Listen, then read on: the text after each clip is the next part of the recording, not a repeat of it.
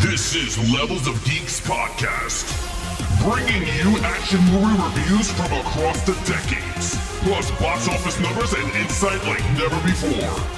And now your host of Levels of Geeks podcast, Alex and Friends.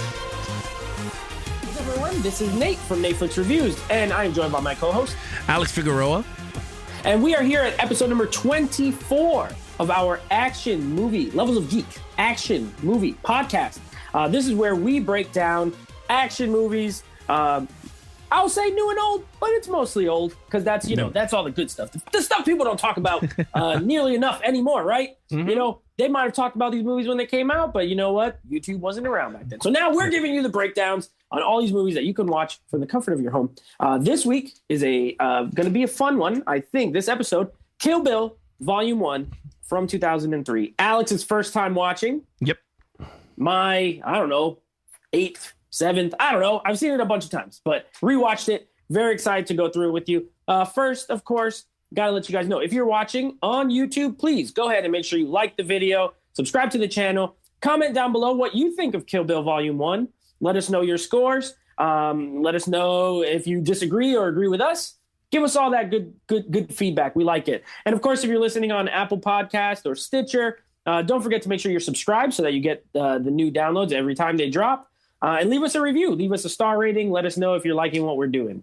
Okay, we're going to talk about Kill Bill here. So, of course, we always start with box office and Rotten Tomatoes score. So, Alex, please, I'm going to guess that this probably did pretty well. I remember it's popular. I know that.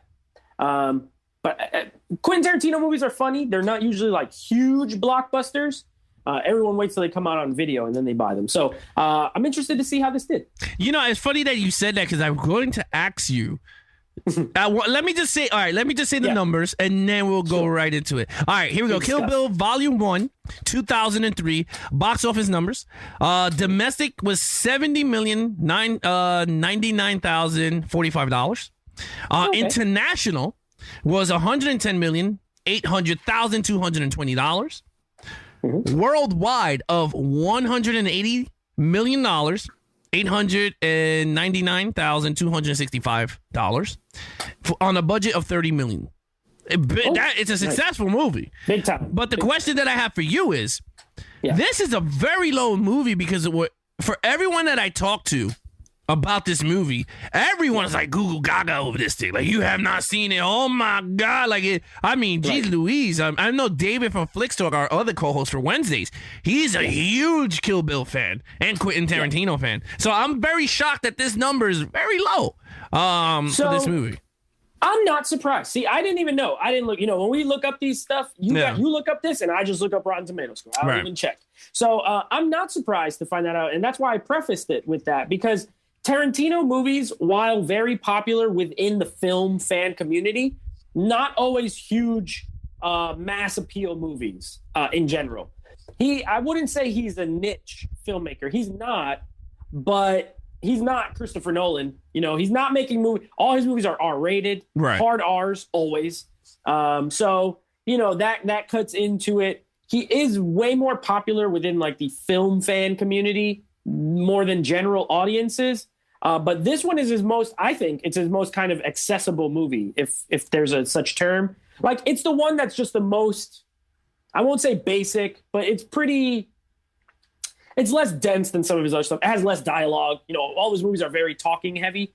This one's not as compared to some of the other ones. So I'm not surprised but I think that might be why a lot of people recommend it to you, because it is more action oriented than any of his other movies. Right. So that could be why.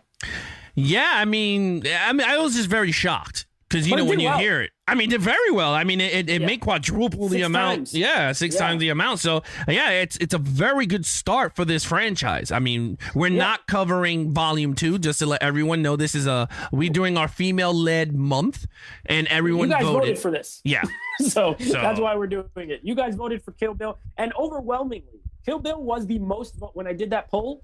Every round, it got the most votes every single time. So, like you said, very popular. Very popular, but I will say this. I'll give a little sneak peek. I did watch Volume 2, and I'll give a little quick, not break it down like this. I'll just say a little blurb at the end. What maybe if you saw it too, maybe me and you could just say our little blurb on Volume 2, because we're not going to cover it on a podcast episode, because this is our month for female led. We're not saying that we're never going to cover another female movie. We are, but for this month, we're not doing a sequel to the one. So yeah. So for those of us, this doesn't count as our franchises, because those have to be minimum 3 movies that we're counting. So there will be sequels that we do down the line, but in this case, we're just covering Volume 1.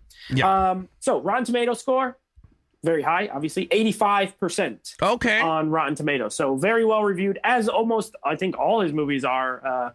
Tarantino's movies are all very well reviewed. They're all fresh. I don't think any of them are below 60. So I don't even know if any of them are below 70. But excuse me, this one is an 85%. I'm guessing you're maybe going to pull up audience score. Yeah, dude, it's kind of even, bro. It's 81. Okay. 4 points down.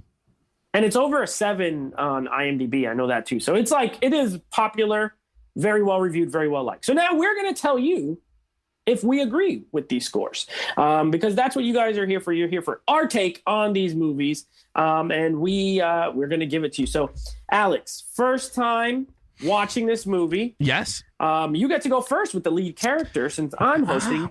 Now, we know her name. We'll say her name. Obviously, her name is. But in this movie, they never say her name. The only time you find out her name in this movie is if you pause it when she gets the airline tickets. You can see her name on it. That's the only time. Well, every other time it's beeped out. Guess what? It's going to be beeped out here too. You're gonna beep it out? I'm going to beep it out. He's going to beep that out. Yeah. All right. Well, we'll call her the bride then. We'll call her the bride. The bride. Uma Thurman. Yes. Yeah. All right. So with that said, lead character, Uma Thurman. I am not a big Uma Thurman fan. So I'm just gonna let that out and tell everybody. Come on, man. I know she was in Paycheck with Ben Affleck. I like that movie. But she was good there. But I'm not saying I hate her or whatever. I'm just not a big fan of the actress's work. This is, again, I am not a big Quentin Tarantino fan. Me and you talked off air about this stuff. I'm not big on his type of movies. I'm starting to get, now that Nate told me they're not in 4K, so I might just go to FYE, start racking up on his movies on Blu-ray and just start watching them.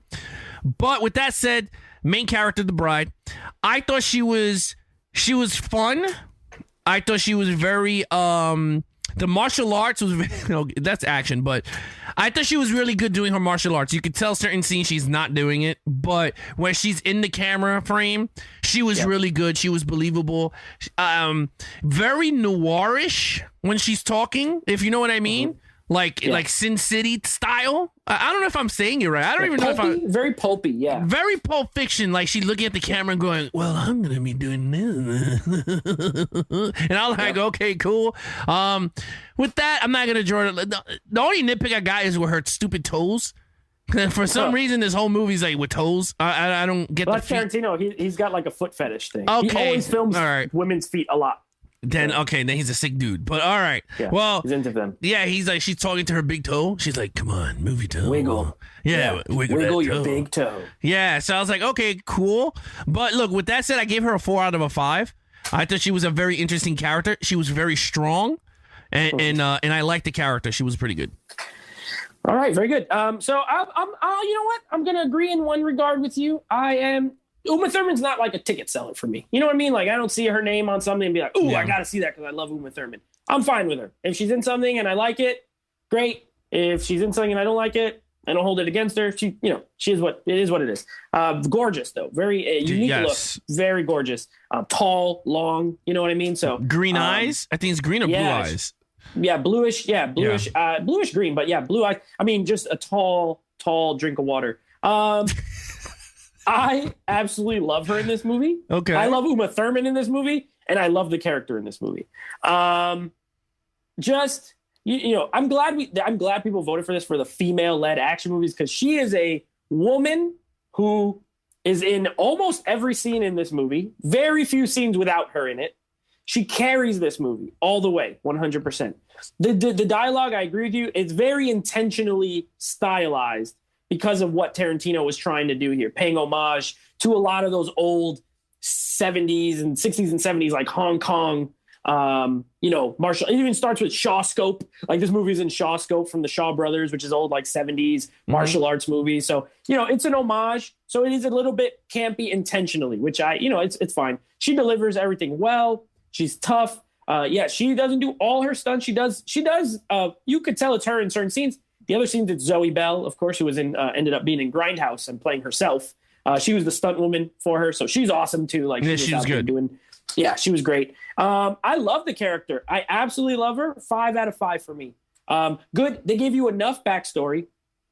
With that, even just with that short opening scene where you're automatically on her side. You know what I mean? She's in a wedding dress. She gets blasted in the head by a gun, and then once the movie starts proper, you're like, oh, I want her. Well, I don't even know who did it.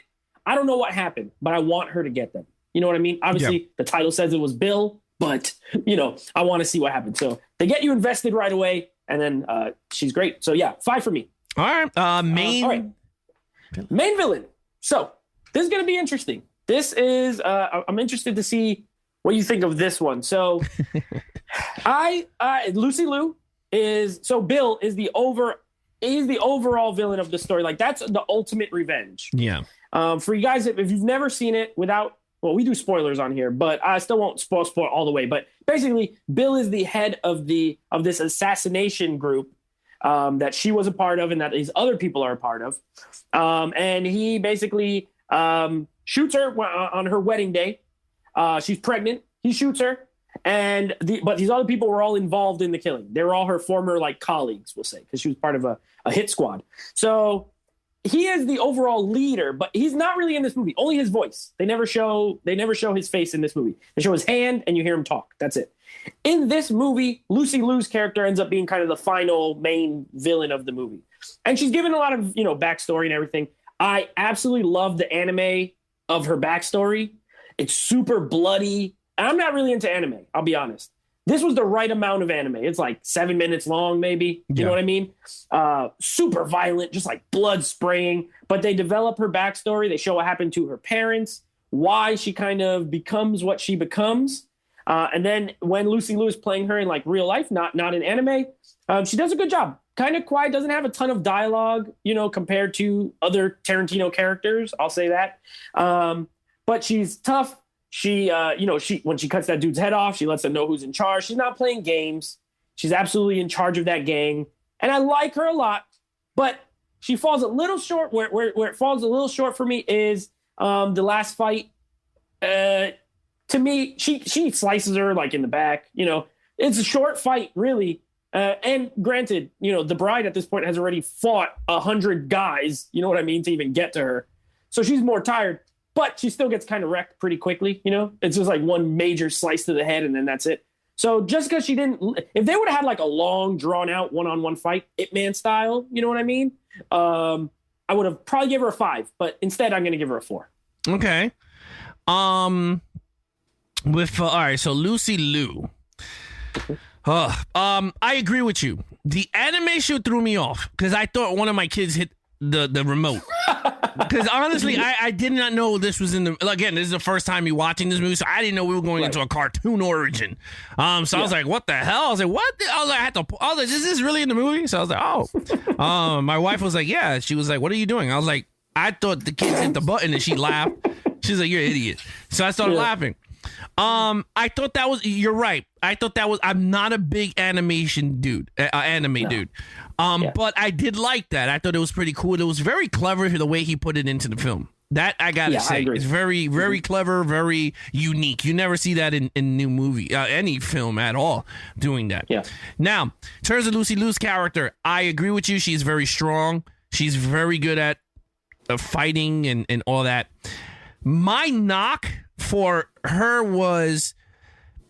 I don't know if it could be I don't know, but I felt like if she was really this deadly assassin, right? Mm-hmm. She sucks.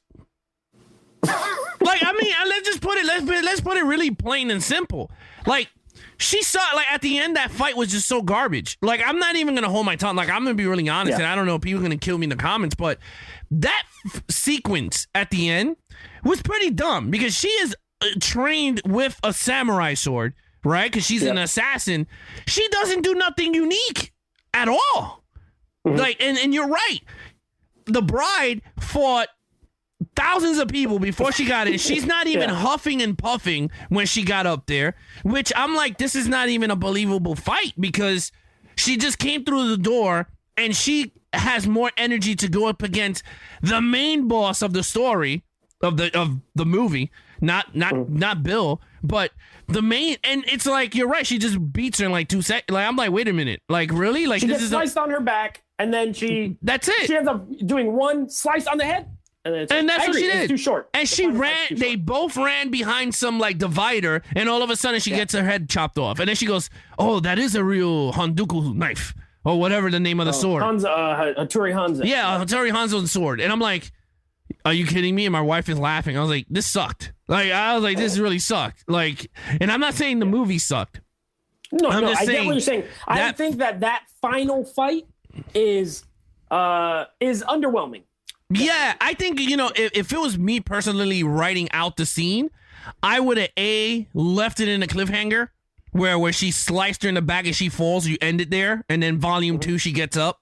You know what I mean? Like something to make the audience go, holy crap, did she really kill her or not? Like something like that, I would be like, oh, okay, and then the fight continues, because then you could write out a longer battle between Lucy Liu and Uma Thurman's character. They didn't do that. They shortened it.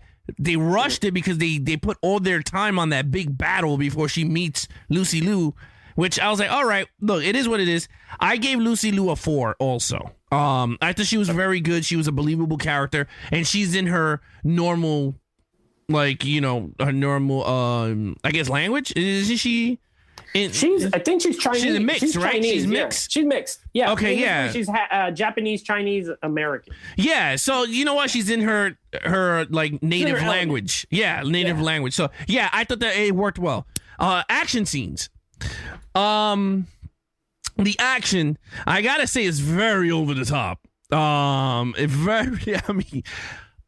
the top action. It starts off with action, which you want in a martial arts movie. I didn't know this is going to be a straight martial arts movie. Again, I'm watching this for the first time, so I didn't know this is straight kung fu fighting. I had to stop and breathe because I was like, oh my god, I went from Ip Man 2 to like this movie. So I was like, whoa. Yeah. I like the fight between Vivica Fox and Uma Thurman. I thought that was a really good fight.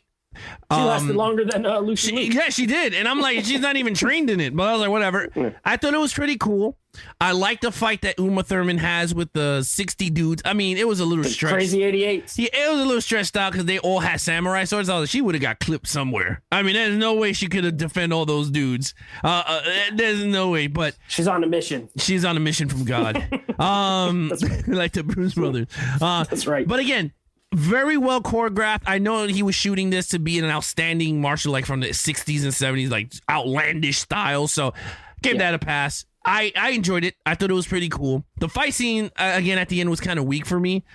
I would knock points for that because that's the fight you really wanted to see was Lucy Liu versus Uma Thurman, and they didn't give it to you at all. Yeah. So with that, I gave it a 5. I thought it was a good action scene. I mean, I could knock it down to a 4 because of, but I'm not, because honestly, you got a lot. Even the scene that is setting up Lucy Liu, that whole 10 to 20 minute fight scene. Yeah. I mean, first of all, I've never seen a movie that the main star, or Uma Thurman, is standing there, beats like 8 people, and all of a sudden the eye thing goes here and there, and then like 80 people come from like all over. It worked. I thought that was pretty cool. So that's why I give it a 5, man. Yeah. I you know what? You ain't going to get an argument from me, because if you remember, we on our live show, we talked about action scenes, favorite action scenes. And the Crazy 88's fight was on one of my top 5 favorite action scenes in movies. It is over the top. You're absolutely right. Intentionally so, which, is this Tarantino paying homage to things he grew up watching. And so when you get these kind of gritty 70s, 60s, 70s, and like grindhouse style movies and like those kung fu movies, the Shaw Brothers movies. I remember my uncle, I don't remember what movie it was. My uncle in New York showed me a movie one time, old 70s kung fu movie, and the dude like cut someone's head. It's just like this, where the blood is spraying it. Like that's how it was. It was super authentic to what he was paying homage to. With that being said, he's such a good director that it's so extremely well shot that you could see everything that's happening at all times. There's no like, shaky camera here. Everything is shot beautifully. That scene has so many different elements where she's fighting all those guys. Then she rips out the dude's eyeball and it turns to black and white. And that was because of the MPAA. They said the scene was too bloody. There's too much red blood. So he did a whole segment in black and white so that he could leave it all in without having to do any edits, which was genius because he's like, oh, I still got my movie. I'll do black and white. And then it adds like an artistic flair to the whole thing. You know what I mean? Then they go into the room and it's all blue. And then he shoots it in a wide shot. So it's just like blue and they're in shadows. I think it looks amazing. For that 5 alone, I would have gave the movie a 5. But I agree. I love the Vivica A. Fox fight. It's brutal. It's short, but it's brutal. They're like really just smashing the crap out of each other in that house. And then the final fight is underwhelming. The anime does have some good violence in it, some good killing and blood and shooting and stuff. So I give it a 5 out of 5 too. I think the action, while there's a good amount, I'm not saying there's not a lot. There's a good amount, but it's so well done that stylistically that, yeah, I love it. I absolutely love it. So 5 out of 5. All right, let's move on to story. So again, I love the story of this movie. I mean, this is a classic revenge film wrapped up in a homage to martial arts and samurai movies and ninja movies and stuff like that. You know what I mean? Classic revenge. I'm a big fan. You know, I love a good pissed off character. Uma Thurman's highly pissed off. Okay. She was wronged. She was shot in the head while pregnant. She was in a coma for 4 years. Okay, while she was in a coma, this scumbag doctor was letting people have sex with her while she was in a coma. That was right? funny, yeah. Yeah, the scene was kind of funny. I mean, it's gross, but it was kind of funny. So she's been mistreated. She's been attempted to be killed. She lost her child. Okay, not lost, but she don't have it. She don't have her child. Like, you just want nothing more than for her to get her revenge. So I absolutely love the storyline. It's simple. It's told out of order, out of sequence, which is classic Tarantino. He does this in pretty much all his movies. You have the chapters, they're kind of out of order. One scene I love, and then I'll let you go. One scene I love, though, when Sonny Chiba, when she goes to Japan and she meets Sonny Chiba, and he's the sushi guy that turns out to be Hattori Hanzo. Yeah. I love that whole section of the movie. From when she walks in and she's kind of playing American that doesn't really know anything, and his English, the way he's pronouncing everything, and he's yelling at the other guy to make the tea, and there's humor, and then she gets serious, and all of a sudden he's like, wait a second, what are you? And then she knows Japanese, and he's making the sword, and the way they talk about the sword, I love it. I love it. It's one of my favorite parts of the movie. 5 out of 5 for me. I love the storyline. It's all good to me. It's funny. That's one of the memorable scenes for me. Is that one? Yeah. Because I remember when she goes, what do you like to drink? And she goes, hot sake. And he goes, yeah. Right? He's like, whatever. And he goes, hot sake this early? And then they started arguing on hot sake. He starts yelling at him. And you could, I don't know if this was pre-planned or it's because she knows Japanese, but there's a lot of scenes that Uma Thurman is laughing. Like she's holding in laugh, but I don't know if it's because she knows the language, so she knows what they're saying. But I thought that was, you're right. I think that set up pretty good. In terms of storyline, I thought this was a very unique style of telling a story. It took me a while to figure it out in terms of story, like blending in all these styles into one. I enjoyed it for what it was. So I gave it a 5 for storyline. I thought the storyline was very well put. I mean, it's a simple premise. Lady gets killed in her wedding, and she's coming out for revenge. That's the most simplest. I mean, it's John Wick all over. They killed a dog, and he went crazy. Like, ain't nothing wrong with that premise. If it's simple, then there you go. You don't need to make it overcomplicated. Yeah. Revenge always works. And they started with that quote. Remember, revenge is a dish best served cold. But then the quote is quoted to, it's like something funny. It wasn't like some, high person up, you know what I mean? And Sonny Chiba, of course, showing up, that guy, he was in a lot of those 70s martial arts movies. I think he was in the Street Fighter, not the video game, the whatever, Legend of the Street Fighter or Return of the Street Fighter, whatever. Sonny Chiba's in those. So Tarantino likes to get his childhood heroes in his movies. Okay. So I thought it was pretty cool to see him in this movie. Yeah, so look, I gave a storyline a 5. All right, awesome. So overall total film for you. Overall, I gave it a 4. Okay. I thought it was a good story. I enjoyed the fighting for what it was. Is it for me? I'm still on the fence. Would I put it on? I would put it on. I'm not gonna say I'm never gonna watch it again. But it was enjoyable for what it was. I enjoyed all the. You know what it is? I like when people take risk with camera shots, and this movie had a lot of risk with camera shots. Black and white. I love. First of all, everyone knows I love black and white footage. So once the movie started in black and white, I thought the movie was in black and white. I was like, yes, but then I saw color. But then it went back. So I like the whole. This is the thing that I actually liked a lot when she knocks on the door. And on the Vivica A. Fox, she rings the doorbell, and when she opens it, it stops and it goes, right? It did that red. Yeah, and then like, yeah. I love that. I don't know why. I thought it was awesome, and they did it again.